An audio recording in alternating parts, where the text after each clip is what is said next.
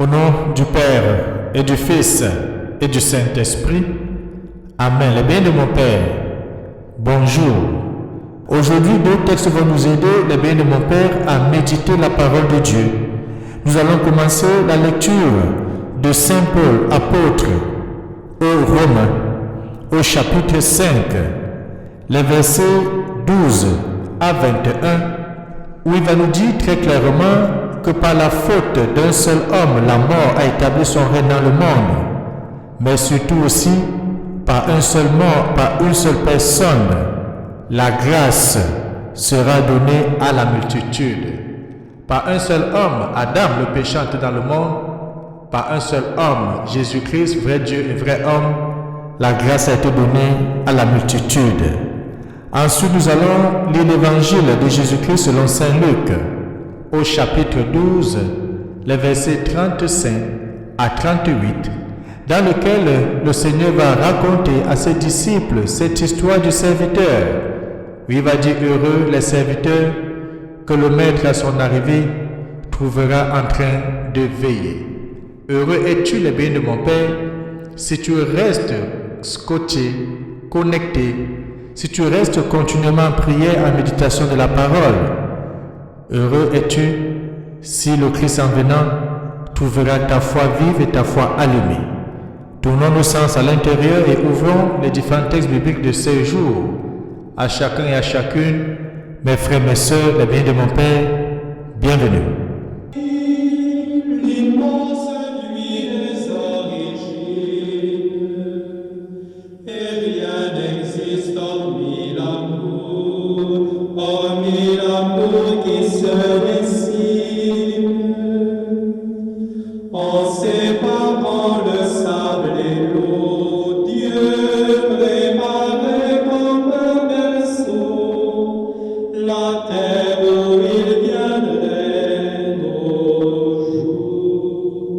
Prions.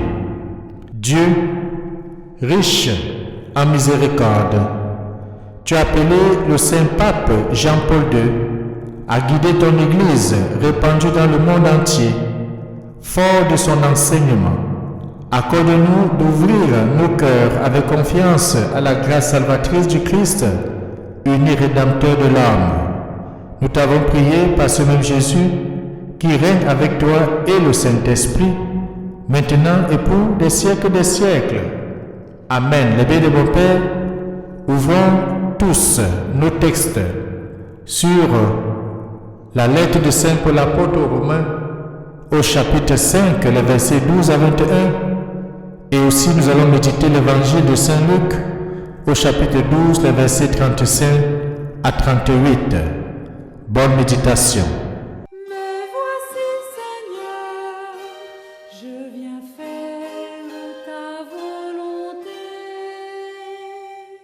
Un grand espoir, j'espérais le Seigneur, il s'est penché sur moi. Dans ma bouche, il a mis un chant nouveau, une louange à notre Dieu. Me voici, Seigneur, je viens faire ta volonté. Tu ne voulais ni offrande ni sacrifice, tu as ouvert mes oreilles. Tu ne demandais ni holocauste ni victime. Alors j'ai dit, voici je viens. Me voici, Seigneur, je viens faire ta volonté.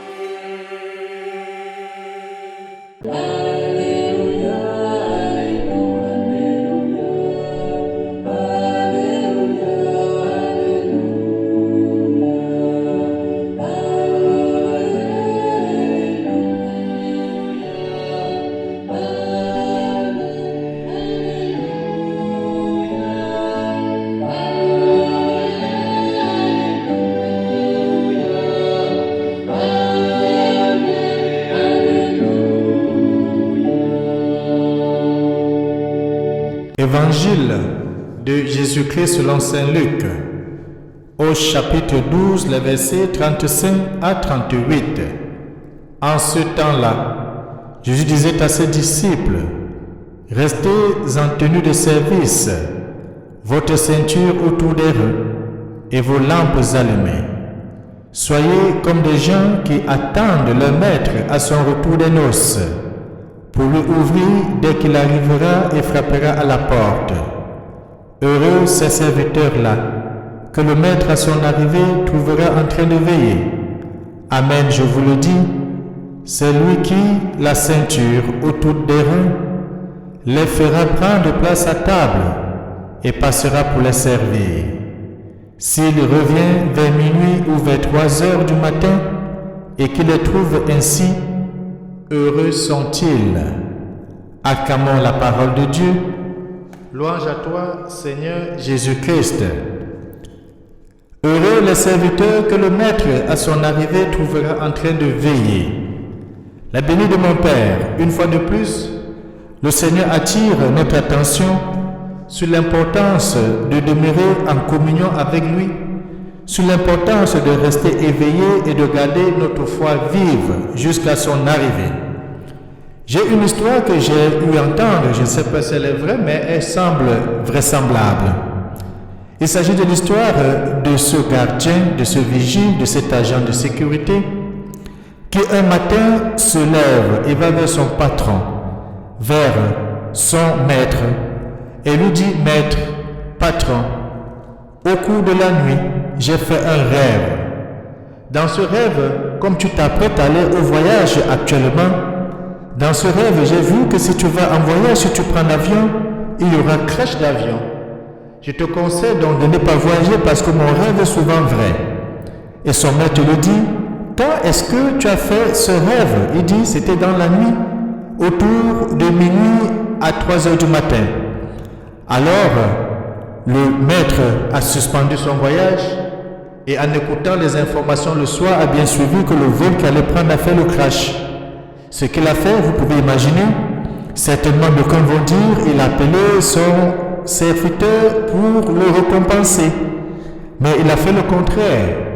Il a appelé son serviteur et lui dit, « Écoute, si tu es là pour veiller sur nous pendant que nous dormons, et que toi-même, au même moment, tu dors à tel point de faire un rêve, ça veut dire que tu ne fais pas ton travail, ça veut dire que nous sommes en danger. » La Bible rappelle l'histoire que le Christ nous raconte ici semble être cela. Cette histoire donc montre bien qu'il est important non seulement de faire son travail, de bien le faire, mais surtout de suivre ce que notre Maître nous recommande. Notre Maître, c'est Jésus-Christ, et ce qu'il nous recommande, nous l'avons vu, c'est de demeurer dans la prière, c'est de rester en communion avec lui.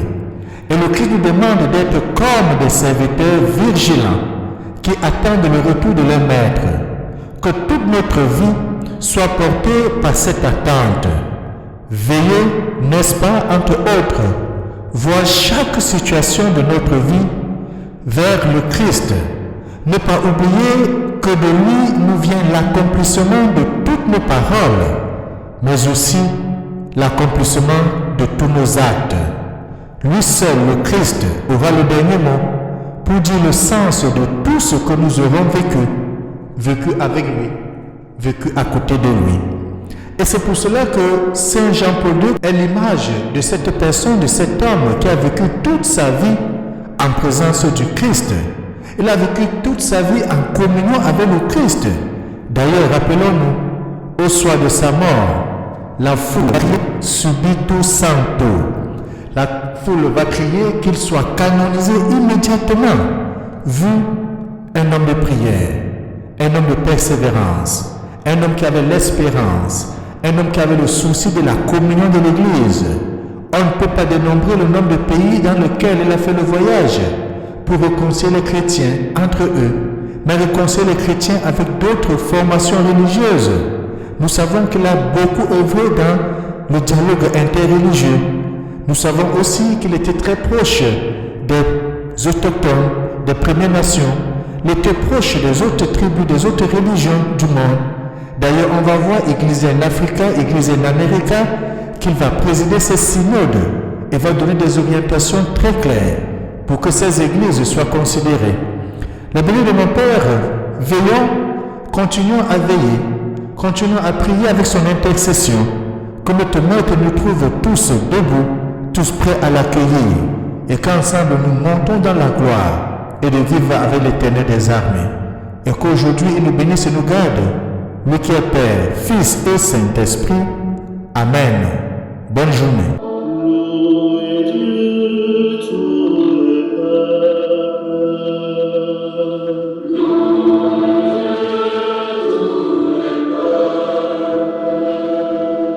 Chantez